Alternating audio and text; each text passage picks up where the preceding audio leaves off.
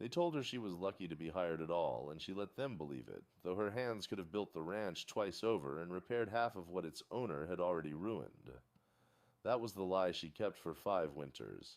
It took a stranger passing through on a mule, watching her rebuild a collapsing wall by lantern light when she thought no one was awake, to understand that her clumsiness had never been real. The wind that came down off the ridge that autumn carried the smell of dry sage and wood smoke, and underneath it, faint and metallic, the tang of the first frost settling into the low pasture grass. It was the kind of cold that arrived quietly and stayed. The ranch sat in a fold of land between two brown hills, its buildings weathered gray, its fences leaning the way old men lean when they have carried too much for too long. 40 head of cattle, a bunkhouse with a roof that dripped in 3 places, a well whose crank had seized sometime in July and never been fixed right.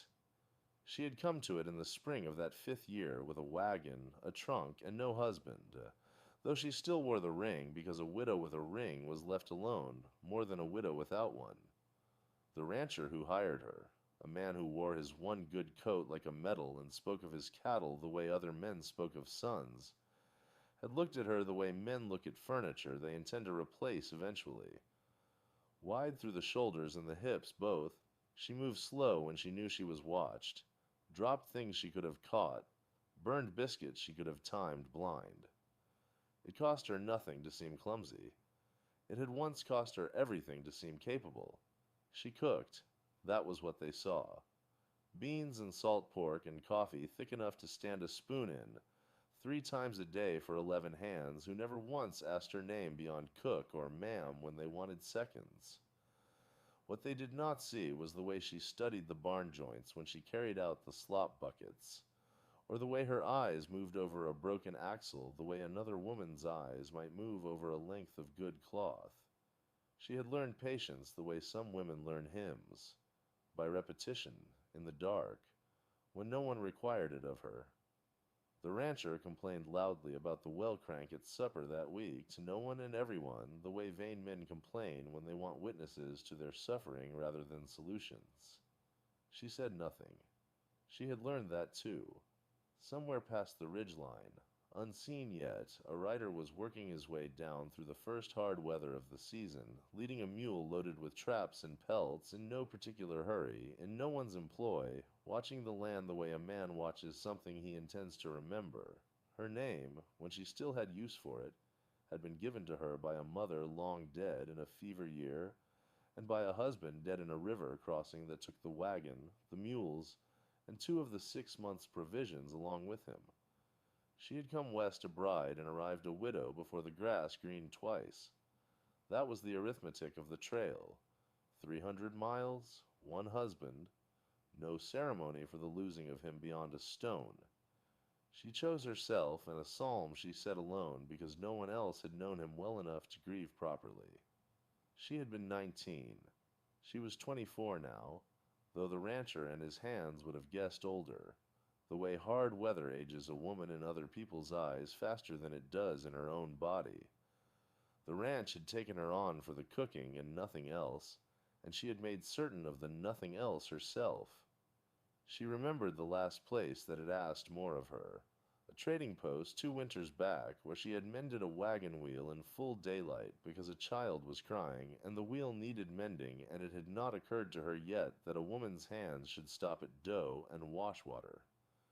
The post owner's wife had watched her do it with an expression that took a long moment to resolve into something like fear.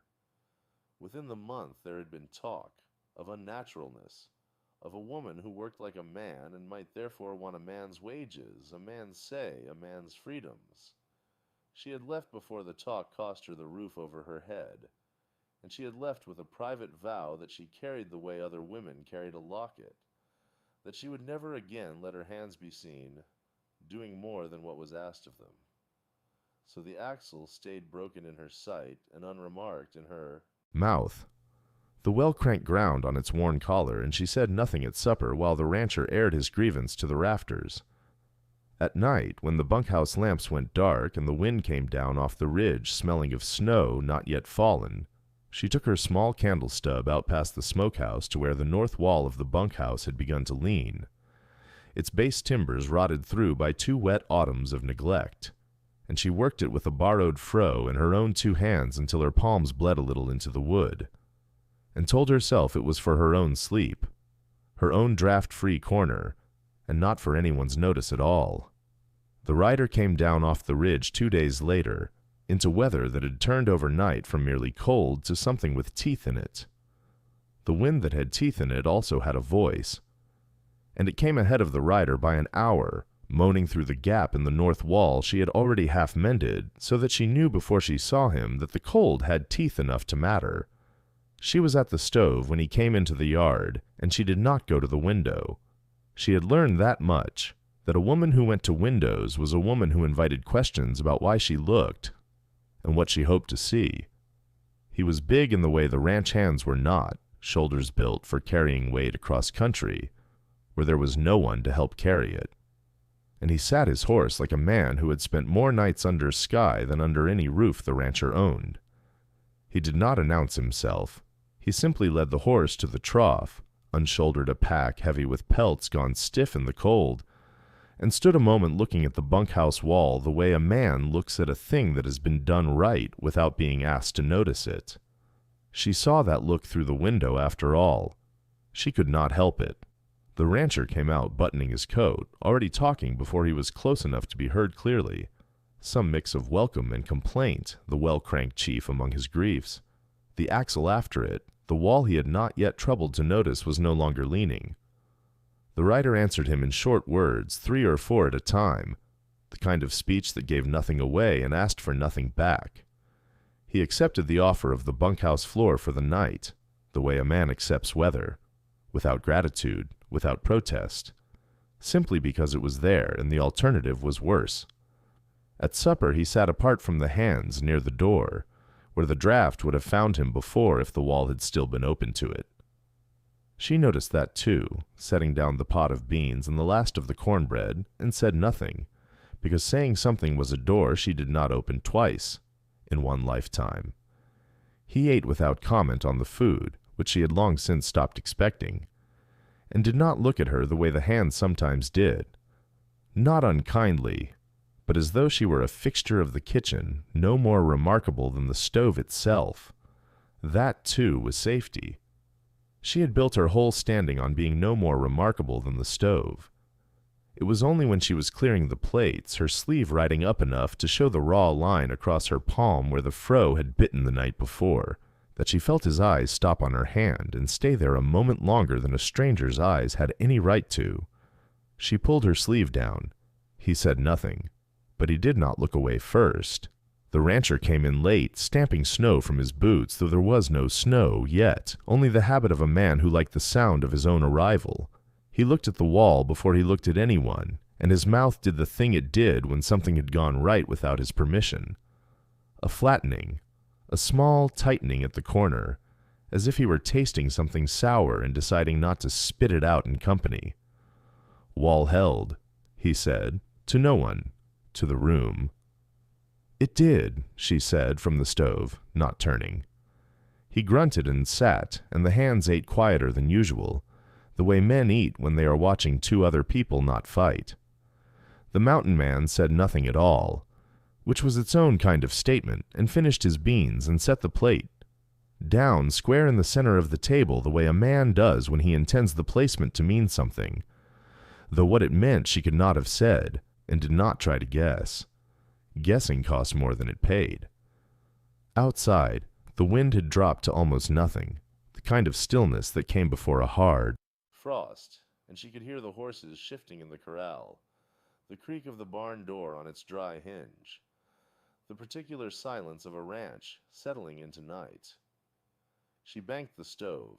She scrubbed the pot with sand and water gone lukewarm. She did not look toward the door where he still sat, unmoving, a shape too large for the bench he occupied, his hat on the table beside him like a thing he'd set down and forgotten, though nothing about him looked like a man who forgot things.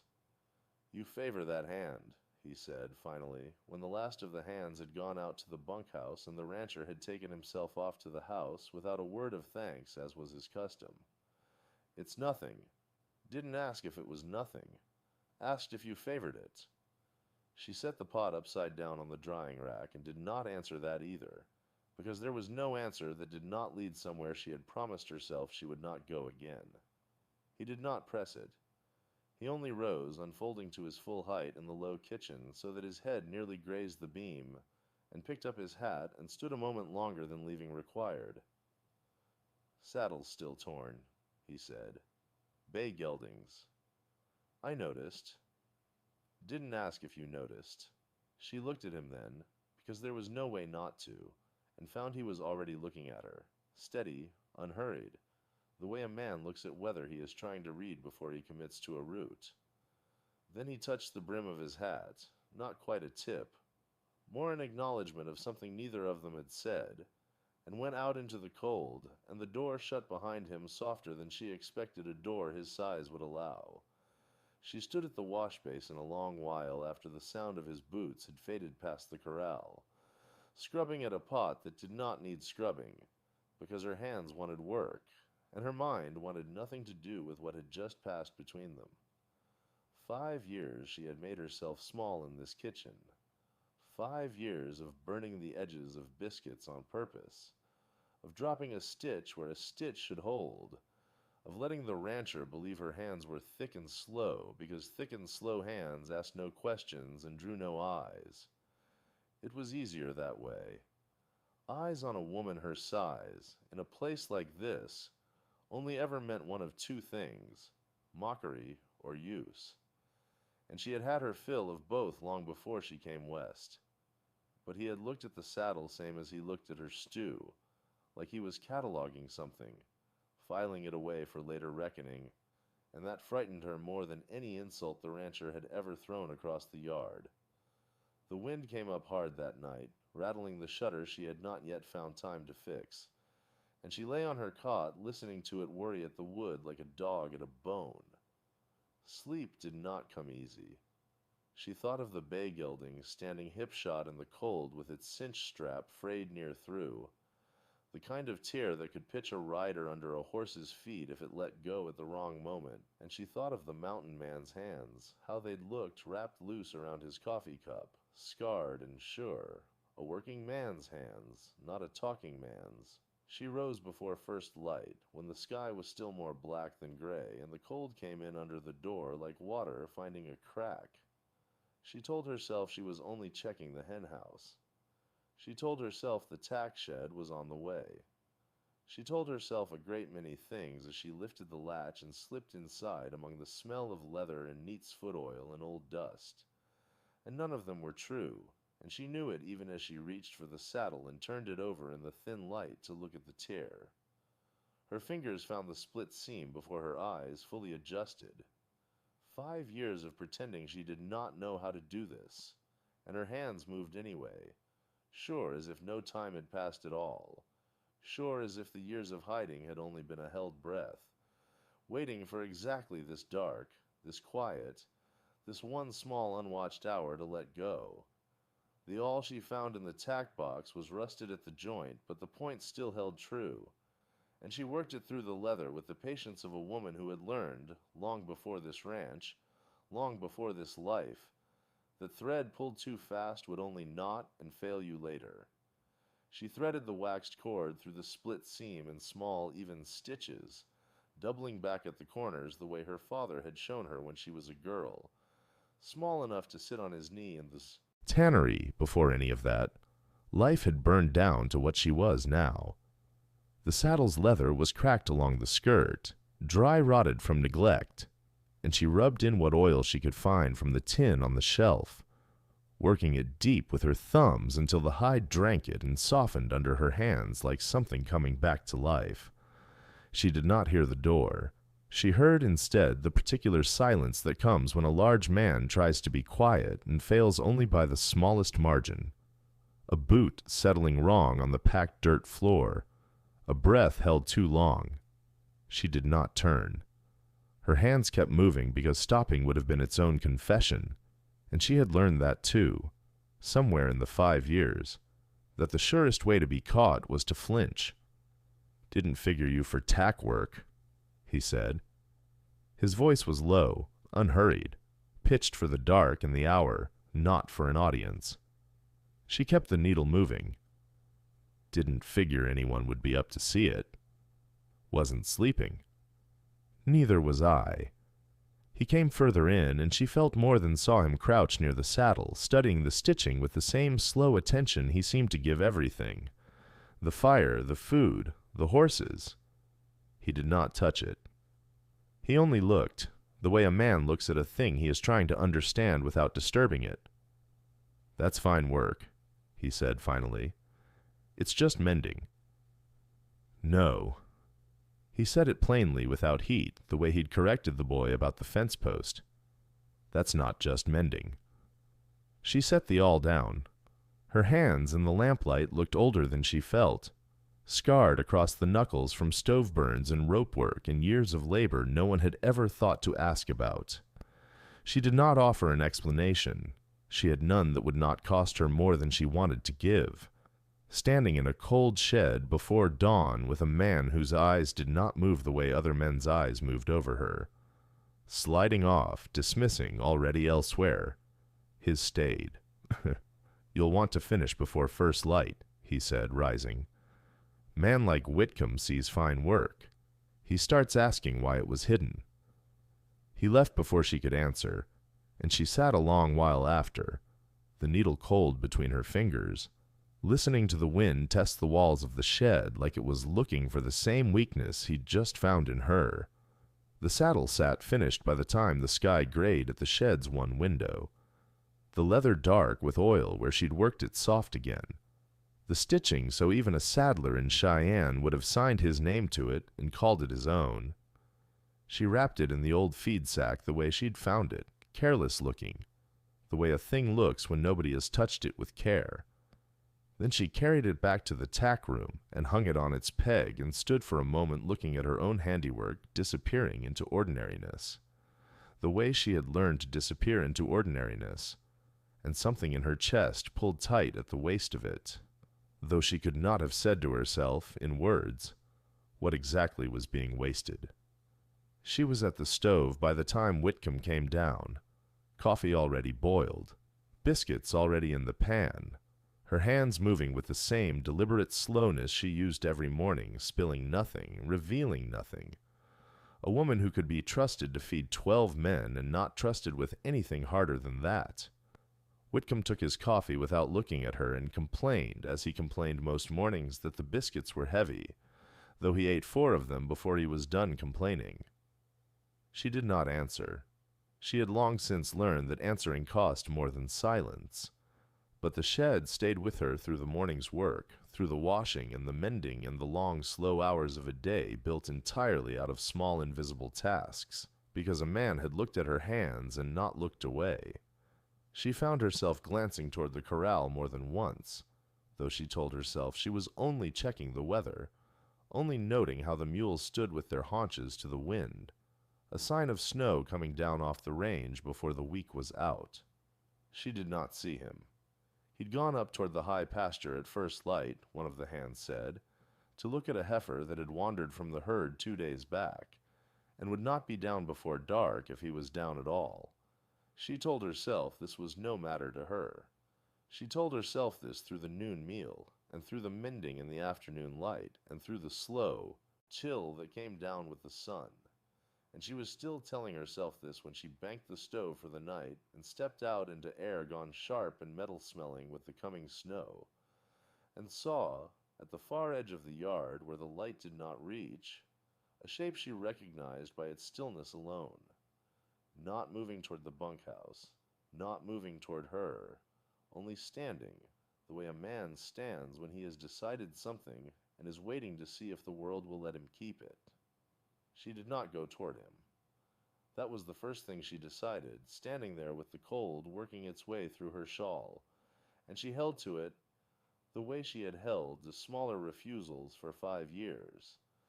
The refusal to laugh too loud, to mend too fast, to let her hands show what they knew. He did not come toward her either. For a long moment the yard held them both like that, two shapes the dusk had not yet swallowed, and the wind moved between them carrying the smell of snow not yet fallen, clean and flat as a held breath. Then he lifted one hand, not a wave, nothing so familiar as that, only a small motion, as if to say, "I see you, and I am not sorry for it," and walked on toward the bunkhouse without another word. She stood a while longer after he had gone in.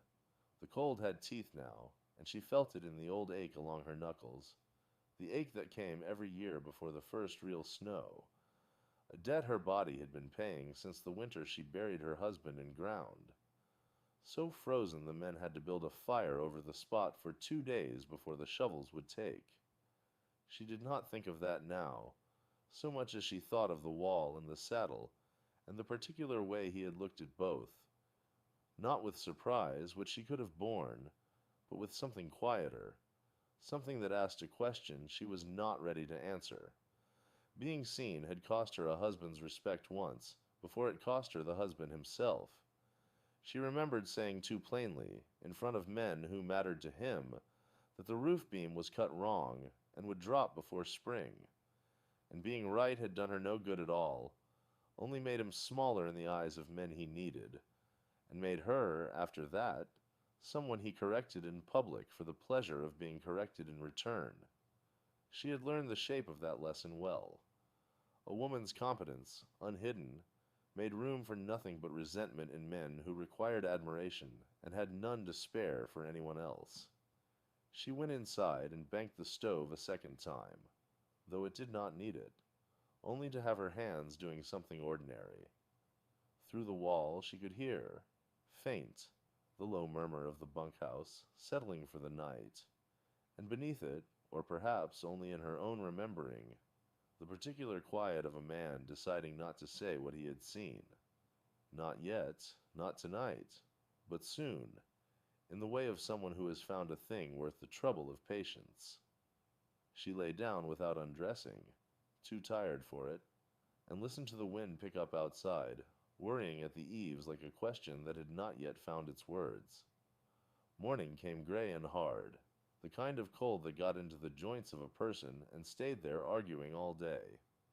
She rose before the light, as she always did, and went out to the well before the men were up, before the rancher's wife would be peering from the kitchen window to count how long the cook took to bring water, as if minutes were a currency the woman could be shorted on. The crank stuck again. It had stuck for a week now, groaning at the same place in its turn, a half-inch of resistance that no amount of grease had fixed. She had watched 2 of the hands take it apart on Tuesday and put it back together no better than before, and she had said nothing, though she had seen in the first turn of her wrist what ailed it, a worn collar, seated wrong, biting where it should have slid free. She had known it the way she knew when a stew wanted salt before she tasted it. She had said nothing then either.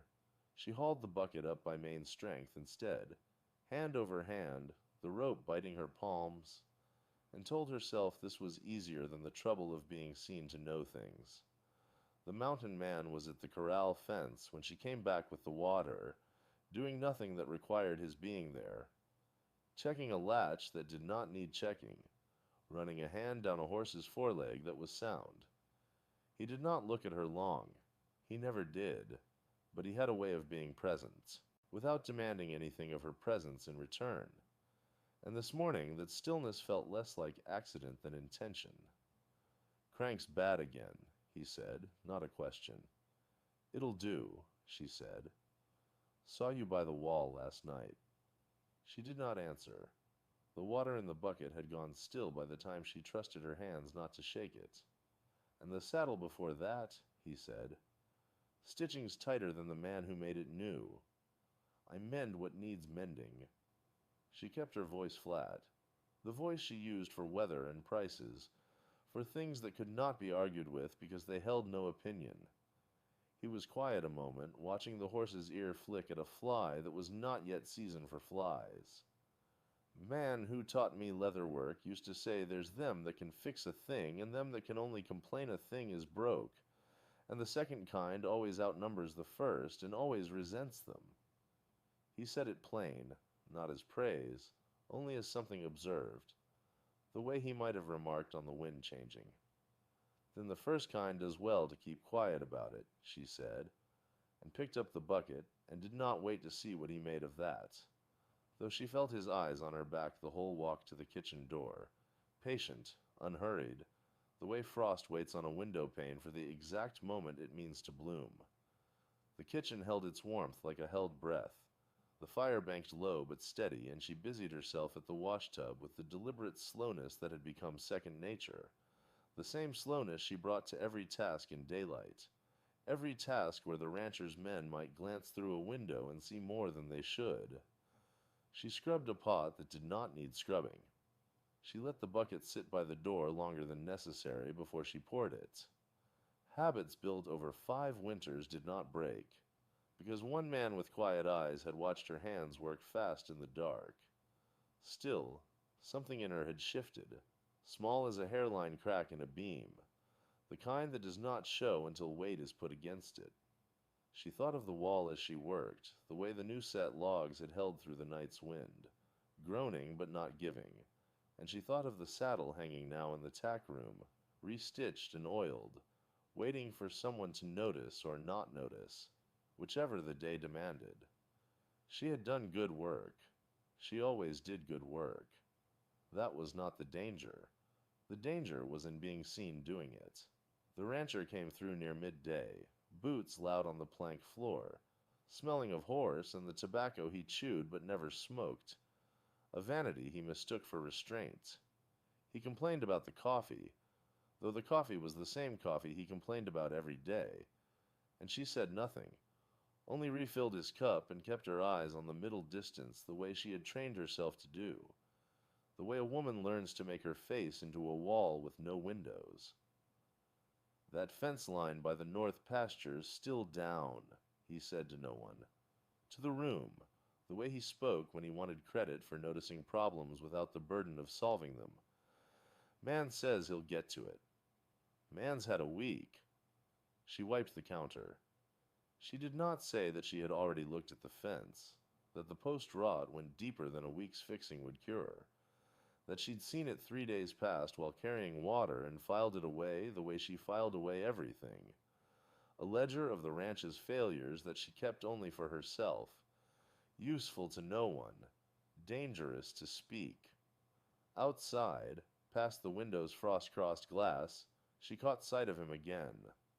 The mountain man, saddling the horse whose hoof he'd tended, moving with the unhurried economy of someone who had never once in his life needed to prove he was capable of anything. He did not look toward the kitchen. He did not need to. She understood, watching him, that some men wore their competence like a coat they never took off, never had to justify, while she wore hers folded inside a coat of something else entirely, something she had sewn herself, stitch by stitch, out of necessity and old grief. She turned back to the stove before he could catch her watching, and stirred a pot that had long since stopped needing stirring. The cold deepened that afternoon, the kind that came down off the peaks and settled into the yard like something with intent, and she found reasons to stay near the stove long after the noon meal had been cleared, reasons that were not really reasons.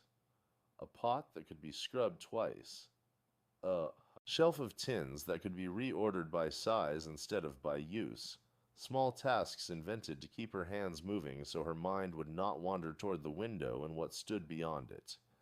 It wandered anyway.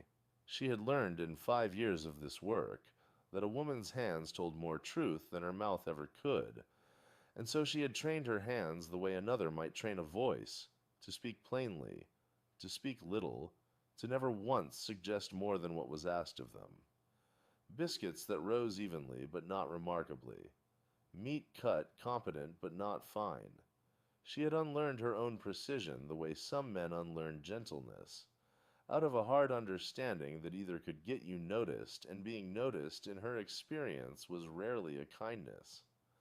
The rancher came through near dusk, stamping snow from his boots, complaining before he'd even shut the door about the fence post, about the crank on the well that had seized 2 days back and left the hands hauling water by rope and bucket like it was 100 years earlier, about the general incompetence of men he paid too much to do too little.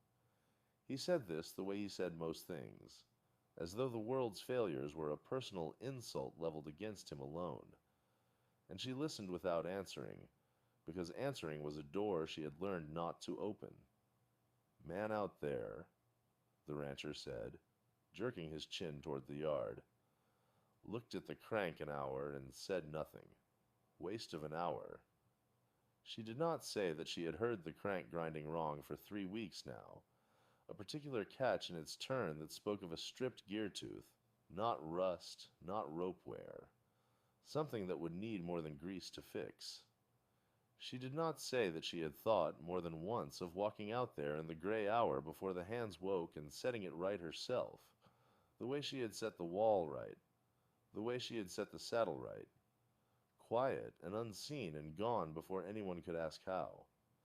She only nodded and refilled his coffee and watched him carry his complaints back out into the cold, like a man carrying a lantern that lit nothing but his own boots.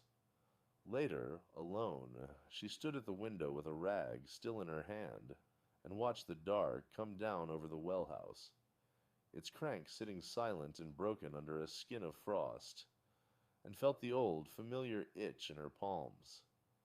The one that wanted work, real work, the kind that would speak louder than she ever let herself speak. She turned away from the window before the wanting could turn into deciding. The kitchen held its cold better than any other room on the place, stone-floored and draughty at the seams, and she was glad of it that night, glad of anything that kept her hands busy and her mind from wandering back to the well-house. She scrubbed the same pot twice. She swept a floor that did not need sweeping.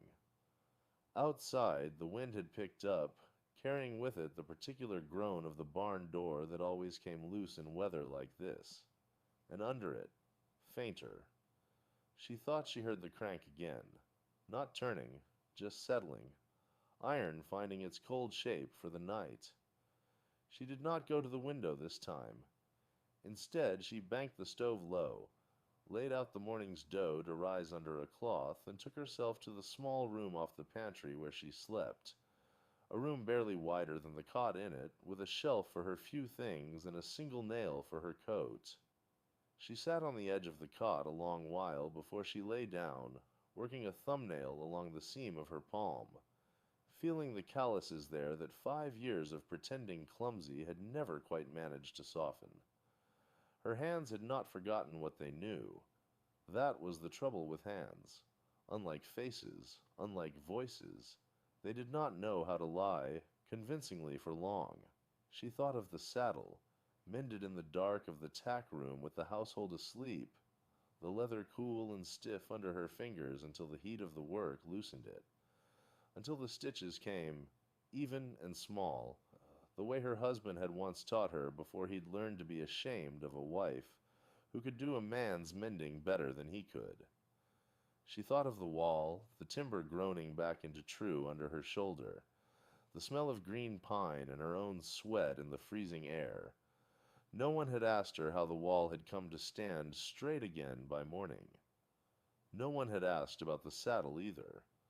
That not asking was its own kind of mercy, and she had learned to live inside it the way a person learns to live inside a coat, 2 sizes too small, bearable if she did not breathe too deep.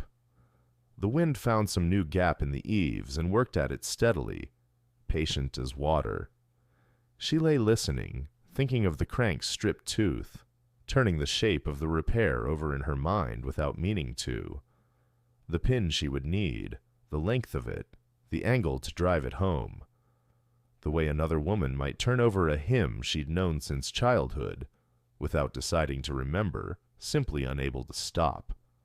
She was still turning it over when sleep finally took her. She woke before the light did, the way she always woke, her body keeping the hour better than any clock the ranch owned. Frost had crept along the inside of the window in a thin white lace, and she scraped a fingernail through it out of old habit, a habit from a kitchen 400 miles east that no longer existed except in her hands. The kitchen was cold enough to see her breath by the time she got the stove lit. She worked the kindling with the economy of 5 years' practice. No wasted motion. No sound beyond the scrape of the poker and the small percussive settling of the fire finding its feet. Outside, the yard was still dark, the bunkhouse a black shape against a sky just beginning to bruise gray at its edges. She did not look toward the wall she had mended. She had trained herself not to look at the things she had fixed. The way a person learns not to touch a burn. The mountain man came in for coffee before the others, same as he had the past 3 mornings, and she poured it without comment and set it before him without comment, and he took it without comment, and for a moment the kitchen held only the sound of the fire and the wind still working its patient way through the eaves. Then he said, not looking up from the cup, "Crank's still broken." "I heard." "Rancher's fixing to send to town for a smith. 2 days there, 2 back. Man'll charge him double for the trouble." She kept her back to him, working the skillet grease into the pan with a rag, her hand steady though something in her chest had gone tight and small. "Not my business what he pays."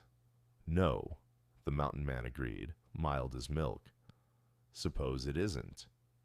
He drank his coffee. She heard the door open and shut behind him a few minutes later, heard his boots cross the yard toward the corral. Unhurried, a man with nowhere in particular to be and all the time in the world to be there.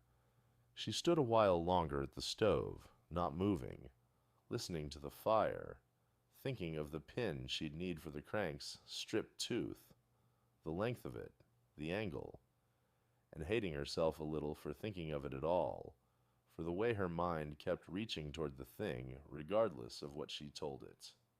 By the time the hands came shuffling in for breakfast, stamping the cold from their boots, cursing the wind in low voices, she had the biscuits going and her face arranged into the dull, competent blankness she had worn for 5 years like a second coat. She served them without meeting anyone's eyes. Only once, setting a plate down, did she let her gaze slide toward the window, toward the well and its ruined crank standing black and useless against the paling sky, and she thought, unbidden, "I could have that fixed by noon." She did not say it. She only thought it and went on serving. The rancher came in late for his coffee, as he always did, letting the hands finish first, so he could sit at the table like a man who owned the morning as well as the land beneath it. He complained about the wind. He complained about the well. He did not look at her when he spoke, only at the space above her head. The way a man speaks to a wall he expects to answer in the same tone every day. "Riders coming through say there's no smith closer than 3 days out," he said. To no one, to everyone. "Crank's been down a week. Another week and the stock troughs go dry, and then we're hauling water by hand from the creek like it's the first year out here." One of the younger hands, a boy not yet 20 with a burn scar climbing his forearm, said the mountain man might know something of ironwork, seeing as he'd fixed a wagon axle back in the fall with nothing but a fire and a file. The rancher grunted at that, unconvinced, the way he was unconvinced of anything that didn't come, dressed in a title or a debt owed to him personally. She kept her back to the table, scraping the skillet, and said nothing, though her hand had gone still on the handle for just a moment before she made herself move it again. The mountain man came in as the last of the hands were leaving, ducking under the low frame of the door out of habit more than necessity, and took his coffee standing near the stove rather than sitting, the way he always did, as though the room could not quite hold the whole of him seated. He didn't look at her either, not directly, but she felt the weight of his attention all the same, the particular quality of a man watching without seeming to. "Crank stripped a tooth," he said, mild to the rancher, though his eyes had drifted, just briefly, to the window and the well beyond it. "Ought to be a simple pin job. Somebody with a forge could have it done inside a morning. The rancher snorted. Ain't got a forge closer than town, and town's 2 days each way in this weather. Didn't say town, the mountain man said, and drank his coffee, and said nothing further, and the silence after it sat heavy and deliberate in the room, and she felt it land against her back like a hand laid flat between her shoulder blades, not pushing, only resting there, patient, waiting to see what she would do with the weight of it. She scraped the skillet harder than it needed. The skillet rang under her hand, iron on iron, and still she did not turn around. Outside, the wind had picked up again, worrying at the eaves the way it had all week, and through the window she could see the well crank, sitting exactly where it had sat for 7 days now, canted at its useless angle, the bucket rope gone slack beside it. She knew the tooth he meant. She had seen it the first morning she'd come out to draw water and found the handle spinning free. No bite to it. The whole mechanism turning over on itself like a wheel that had forgotten its purpose. She had looked at it the way she looked at all such things now. A long look, a private reckoning, and then a turning away. Because a woman who noticed too much was a woman who got asked to prove it. The rancher was still talking. Something about the blacksmith in town and the cost of sending a man 2 days there and 2 days back in this weather for what amounted to a nail's worth of iron, and how it was a fool's economy, and how somebody ought to have thought of it before the ground froze, as though the ground freezing were a personal insult aimed at him specifically. She had heard this tone before. It required no answer. It only required standing near enough to receive it and far enough not to be asked anything. But she felt the weight still resting between her shoulder blades, unmoved by the rancher's talk, patient as a held breath. She scraped the skillet again, though it was clean now, only for the sound of it, only to have something to do with her hands that was not what her hands wanted to do, which was to walk out that door and take the crank apart on the porch step in front of God and both of them and be done pretending she had never held a tool that wasn't a spoon. She did not do it. She set the skillet down instead, wiped her hands on her apron, and reached for the coffee pot to top off cups that did not need topping, and in doing so passed close enough to the mountain man that she felt, rather than saw, the small adjustment he made, not stepping back, not stepping toward her, only shifting his weight so that the space between them held steady, neither closing nor widening. A distance kept on purpose the way a man keeps a fire at a certain remove so it warms without burning. He did not thank her for the coffee.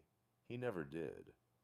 But when she straightened, she found his eyes had come around at last, direct now, unhurried, resting on her face with a plainness that asked nothing and demanded nothing and simply waited, the way the well outside waited, broken and patient, for someone to admit what they already knew how to fix. She refilled the last cup and set the pot back on the iron trivet with more care than the task required, the way a woman handles a small thing when she does not trust her hands with a larger one. Outside, the wind had shifted, coming down off the ridge with a bite that promised frost before dawn, and somewhere past the barn a loose shutter beat twice against its frame and went still, as if even the weather had decided to hold its breath along with her. The rancher pushed back from the table, chair legs scraping the plank floor, and reached for his hat off the peg. By the door. A gesture she had learned to read the way other women read scripture, for what it meant about the hours ahead. "Crank's been dead a week," he said, to no one in particular, or perhaps to the mountain man, since he rarely addressed her directly unless there was blame to assign. "Man in town wants $4 to look at it. $4 for looking." "Might not need 'em," the mountain man said. It was the first full sentence he had offered all evening, and it landed in the room, the way a dropped tool lands on stone, plain, final, impossible to take back. The rancher glanced at him, then toward the window where the well's black shape stood against the last gray light, and made a sound that was not quite agreement and not quite dismissal. The sound of a man who did not care to examine an idea too closely for fear of what it might cost him to act on it. She kept her back to both of them and scraped the skillet clean, though it did not need cleaning either, and listened to her own pulse instead of the conversation, counting it the way she had once counted contractions in a room with no doctor in it, a habit from a life before this one that surfaced now only in moments when her body understood something her mind was still arguing against. The mountain man did not press further. He never did. She had watched him leave silences the way other men left tracks, deliberate, spaced evenly, meant to be followed by whoever chose to follow them.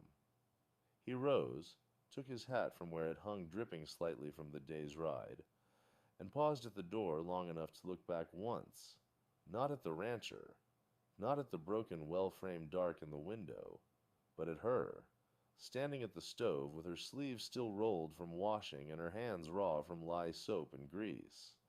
And in that look there was no demand, only the same patient waiting she had felt from him all evening. The waiting of a man who had already decided what she was capable of and was simply giving her the room to decide it herself. Then he was gone into the cold, and the door swung shut behind him, and the kitchen was very quiet, and she stood there with the skillet in her hands, listening to the wind test the shutter again. She set the skillet down at last, though her hands did not stop their small useless motions for a while after, wiping a rag over a surface already clean, straightening a stack of tin plates that needed no straightening.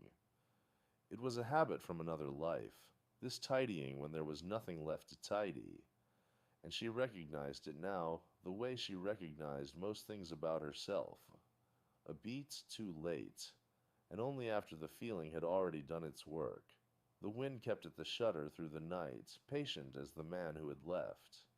She lay awake in the narrow room behind the kitchen listening to it, and to the ranch settling around her, a horse shifting in the barn, the creak of the bunkhouse wall she had shored up herself, plank by careful plank. 3 weeks passed. In an hour when everyone slept and no one would ask how a cook came to know the weight and grain of good lumber. She had told herself then, as she told herself now, that it was only sense. A wall falling in was a wall that let in winter, and winter did not care whose hands had kept it out. But sense was not the whole truth, and she had never been foolish enough to believe her own excuses all the way down. Morning came gray and reluctant, the sun a smear behind cloud, and she rose before the rest of the house the way she always did, because the fire did not build itself and the men would want their coffee scalding and their eggs done a particular way the rancher had decided was correct, though no 2 mornings his opinion did not shift a little. She worked through the familiar motions, the kindling, the grease in the pan, the water hauled from the trough because the well still stood broken and sour-tempered in the yard, its crank seized since the week before last, cursed at by every hand who'd tried it and left worse for the trying. She did not look at it directly when she passed. She had learned long ago that some things were safer looked at sideways, the way a person looked at the sun or at a debt they could not yet pay. By the time the hands came stamping in for breakfast, stomping cold from their boots, she had already decided, without deciding, the way water decides to run downhill, that she would go nowhere near that well while there were eyes to see her go. The mountain man's look from the night before sat in her chest still, a low coal she did not stir. She fed the men their eggs. She poured their coffee. She kept her sleeves down over her forearms, though the kitchen was warm enough to bear them, and she told herself this was only practicality, the same as always, and did not ask herself why. This particular morning, the lie sat so heavy on her tongue. He came in with the others, but did not sit with the others. He took his coffee standing near the door, the way a man does when he means to leave soon, though his boots had not moved toward the yard in 3 days now, and the trapping season slid further behind him with every meal he ate at that table. She felt him watching without looking up to confirm it. She had spent 5 years learning the weight of a gaze the way other women learned the weight of flour in a cup, by feel, by long practice. And his was different from the rancher's, different from any man's she had known before him. The rancher's eyes took inventory. This man's eyes asked a question, and questions were the more dangerous of the two, because inventory could be satisfied with silence, but a question wanted an answer. The rancher came through mid-morning, complaining of the well before he had even cleared the doorway, as if the well itself were a hand he could dock wages from. He said the crank had beaten every man on the place, and he'd send to town for a smith if it came to that, though town was 2 days each way, and the smith there charged like a man robbing a stage. He said this loudly, to no one, the way vain men complained, not seeking help, but seeking witnesses to his misfortune, so that later he could say he had suffered it alone and borne it well. She scrubbed the long table and did not offer an opinion. She had opinions about the well. She had walked past it every day for 3 weeks and knew exactly where the seizing lived, in the throat of the mechanism where sand and old grease had married into something like stone. And she knew what tool would break that marriage and what tool would not. She kept this knowledge folded small inside her the way she kept everything. A good coat put away for a season she was not sure would come again. The mountain man set down his cup. He did not look at the rancher when he spoke, only at her, and his voice was plain and unhurried, the voice of a man remarking on weather. Reckon somebody here already knows what's wrong with it. The kitchen went quiet in the particular way a room goes quiet when it has heard something it cannot yet place. The rancher turned, frowning, waiting for a name, a hand. Anyone but the woman still scrubbing at a table that did not need scrubbing anymore. She did not lift her eyes, but her hands had gone still. The rag stopped moving under her palm. Outside, wind moved through the porch eaves with a low sound like something breathing, and one of the hands shifted his boots against the floorboards, waiting for whatever came next, the way men wait for weather to break. The rancher's frown deepened. He looked from the mountain man to her and back, trying to find the seam where he could insert his authority and make the moment smaller than it was threatening to become. "She's the cook," he said, as though that settled a fact of nature. "Didn't ask what she was," the mountain man said. "Asked what she knows." He had not raised his voice. He did not need to. The words sat in the room with the weight of something already decided, and everyone present understood, in the particular way ranch hands understand hierarchy, shifting before it is announced that a line had been drawn and that she was standing on the near side of it whether she wished to or not. She set the rag down. It was a small motion, the kind she had made 10,000 times in 5 years, folding a cloth over the lip of a basin, and yet it felt to her like laying down a weapon she had carried so long she had forgotten its weight. Her hands, when she looked at them, seemed to belong to someone else, someone who had spent nights with a lantern and a file, someone who had listened to the seizing groan of that crank shaft and known its ailment the way she knew the ailments of dough and fire and cold iron. The mountain man did not smile. He did not offer her anything so soft as encouragement. He only stood, unhurried, and walked toward the door, and the walking itself was an instruction. Not command, not plea, simply the making of space. "Wells out back?" he said to no one and everyone. The rancher's mouth opened, some protest half-formed, some assertion of order he could not quite locate the words for. But the hands were already rising from the bench, curious in the plain, unashamed way of men with little entertainment and long winters, and the moment had a momentum now that did not belong to him. She wiped her hands on her apron, slow, deliberate, the way she had once wiped them before touching her husband's tools in a barn that no longer existed for her, in a life that had taught her precisely what happened to women who let themselves be seen. She did not look at the mountain man as she passed him in the doorway, but she felt the shape of his attention on her the whole walk to the well, steady as a hand at the small of her back, asking nothing, expecting everything. The well crank stood in the yard like an accusation, iron gone stiff with rust and cold, the rope frayed to threads where the hands had rigged a temporary pulley around it a week before. She had walked past it 100 times these past months, had watched 2 of the younger men wrestle with it and curse, had said nothing because saying nothing was the only skill she had ever been permitted to keep sharp. Now the whole outfit stood behind her in the flat gray morning, breath fogging, and there was no clumsiness left to hide behind. She crouched at the base of it.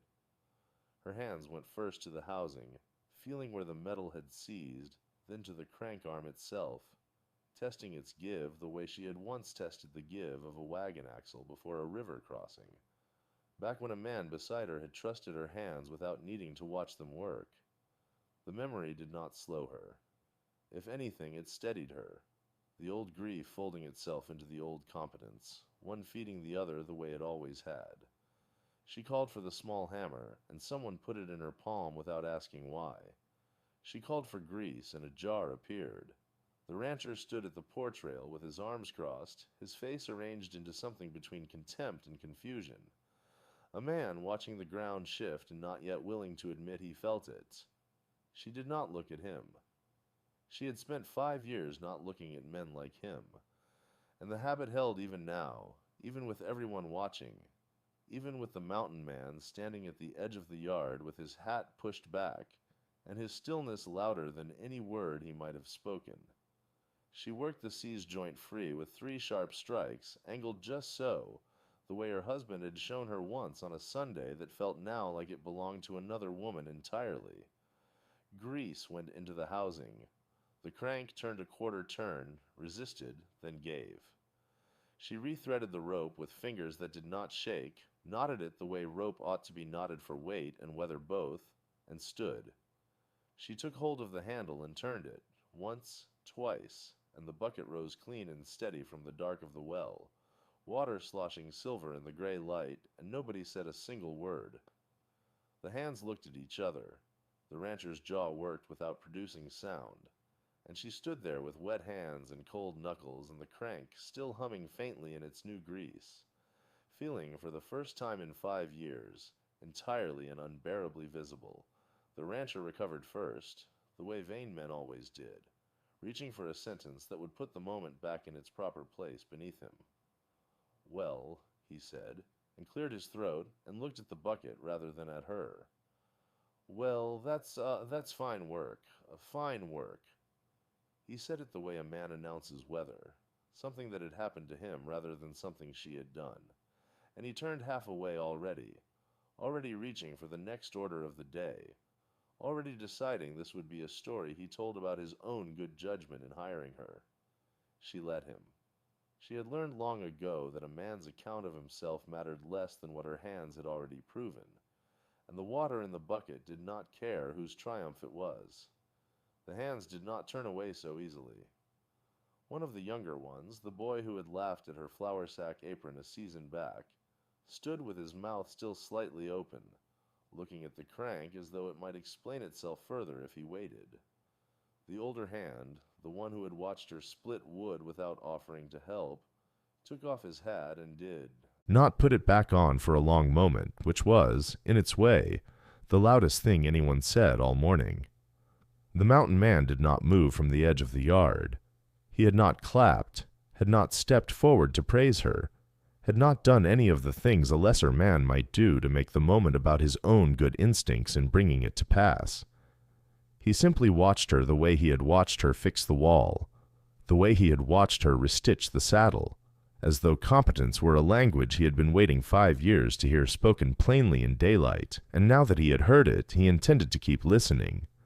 She wiped her hands on her apron, a gesture so ordinary it nearly undid her, because ordinary gestures were what she had left of the woman who did not hide, and she had almost forgotten she still owned any. The wind came down off the ridge, carrying the smell of thawing mud and wood smoke, and somewhere behind the barn a rooster called out to a morning that had already, without asking anyone's permission, become a different morning than the one they had all woken into. She did not look at the mountain man, but she felt him there, steady as a post driven deep, and she understood, with a kind of dread that was not entirely unwelcome, that being seen was not a single event a person survived once and then set down. It was a thing a person kept doing, over and over, every time someone chose to look. The rancher had gone quiet in a way that unsettled the hands more than his shouting ever had. He stood by the well, one boot in the mud, watching the crank turn true under her palm, watching the bucket rise and fall without shudder or complaint, and his jaw worked as though he were chewing something too tough to swallow. He did not thank her. He did not apologize for 5 years of calling her clumsy, of laughing when she dropped a pot she had dropped on purpose, of paying her half what a cook was worth because a cook who broke things was not worth full wages. He only said, at last, in a voice gone thin, that she could keep at her regular duties, and turned and walked back toward the house as though the walking itself might outrun what he had just seen. She let him go. She had learned long before that a man retreating from his own smallness did not need an audience for it. The hands lingered longer than the rancher had. One of them, the boy who mucked the stalls and had never once looked at her twice, asked if she might look at his boot heel sometime, the one that had come loose at the sole. Another asked, quieter, whether she'd ever worked leather besides saddles. She said she had, once, a long time back, in a town whose name she did not offer and no one asked for. It was the most any of them had heard her say about herself in the whole of her time there, and they took it the way men take unexpected rain, gratefully, without remarking too much on it, for fear it might stop. The mountain man said nothing at all. He had already turned to the business of hauling water, as though the moment required no further ceremony from him, as though he had done nothing but stand nearby while a fact made itself known. But she saw, before he turned, the particular stillness in his face, not surprise. He had already seen what she could do. Something closer to satisfaction. The look of a man who has waited a long while for a door to open and is in no hurry now that it finally has. She went back to the kitchen. She built up the fire, set the water to boil, began the day's bread as she had begun it every day for 5 years, her hands moving in their old careful rhythm. But something in her had shifted its weight quietly, the way a house settles after a hard winter, and she found she could not go back to holding herself as small as she had that morning. Not entirely, not ever fully again. The days that followed carried a different weather than any she had known on that ranch. Nothing was spoken of it outright. The rancher did not apologize, had never in his life apologized to a woman who cooked his food, and would not begin now. But he stopped correcting her in front of the hands, stopped the small performances of contempt that had once seasoned every meal like a bitter herb she could not season out. He paid her, at the week's end, the full wage written in the ledger, not the reduced sum he had grown accustomed to deducting for imagined clumsiness. He counted the coins into her palm without meeting her eyes, and she understood this was as close to reckoning as he would ever come. The hands treated her differently, too, in small ways. A nod held a beat longer, a door propped rather than let swing shut, a much obliged ma'am, where before there had been only silence or a grunt. She did not mistake this for tenderness. It was respect of the plainest kind, the kind men give to a thing that has proven itself useful, and can no longer be dismissed, and she found she did not need it to be more than that. The mountain man stayed on past the week he had told her he would. He said nothing of leaving, and she asked nothing of his staying, and between them this silence held the shape of an agreement neither had spoken aloud. He worked the fence line in the mornings, mended what wanted mending, and in the evenings he came to the kitchen not to be fed, only, but to sit near the fire while she worked, watching her hands the way a man watches something he intends to remember. One evening he brought her a length of good iron he had traded for in town, laid it on the table without comment, and she understood it for what it was. Not a gift exactly, but an offering to the part of her he had seen and would not let her put away again. She turned it over in her hands, feeling its weight, its cold, its promise of heat to come, and something loosened in her chest that had been clenched 5 years. Outside, the wind had turned, carrying the first hard edge of autumn down from the peaks, and the ranch settled into its evening sounds. Cattle lowing, a door latch falling, the particular quiet of men gone in to sleep. She banked the fire, set the iron aside for morning, and did not, for the first time in longer than she could measure, dread what daylight would ask of her. Snow came early that year and stayed late. She learned the rhythm of him through the white months, how he split wood before dawn without being asked, how he ate what she set before him without comment because the eating was the compliment, how he never once suggested she was more than what her hands did in front of him. That was its own kind of mercy. He had seen the well crank fixed in front of the whole outfit, seen the rancher swallow his pride like a stone too big for his throat, and he had said nothing about it since, only stayed. Some men needed to speak a thing into being. He was not one of them. By February, the iron he'd brought her had become a hinge, a hasp, a set of fire tools she'd hammered out on a flat river stone because there was no forge yet to call her own. He watched her do it in the cold, breath smoking, hands sure, and one night he said, plainly, as though remarking on weather, that a lean-to could go up against the south wall of the bunkhouse before the ground thawed hard again if she wanted a proper place to work. She did want it. She had wanted it, she realized, for 5 years without letting herself say the word. They built it through the tail end of that winter and into the first mud of spring, him hauling timber down from the tree line, her working the joints and the fitting, both of them silent, through the labor in the particular way of two people who have stopped needing to fill quiet with talk. The rancher watched from his porch some mornings, arms crossed, saying nothing, because there was nothing left in him worth saying. Her cooking had never once faltered, and now there was ironwork besides, and a man who valued a ranch running well above his own vanity, however slowly, however late, could not argue with a full larder and a mended plow. By the first warm week of April, the roof went on, as plank by plank, the two of them passing nails between them without a word. Her forge cold and waiting on one side, her stove breathing heat on the other, the whole of it built to hold both kinds of fire she carried. She stood in the doorway that evening and looked at what her hands, finally unhidden, had helped raise. He stood beside her, not touching, just close, the way he always was. Nothing had been declared. Nothing needed to be. The roof held. The season turned, and for the first time since the world had taught her to make herself small, she took up all the space she required, and no one asked her to apologize for the room she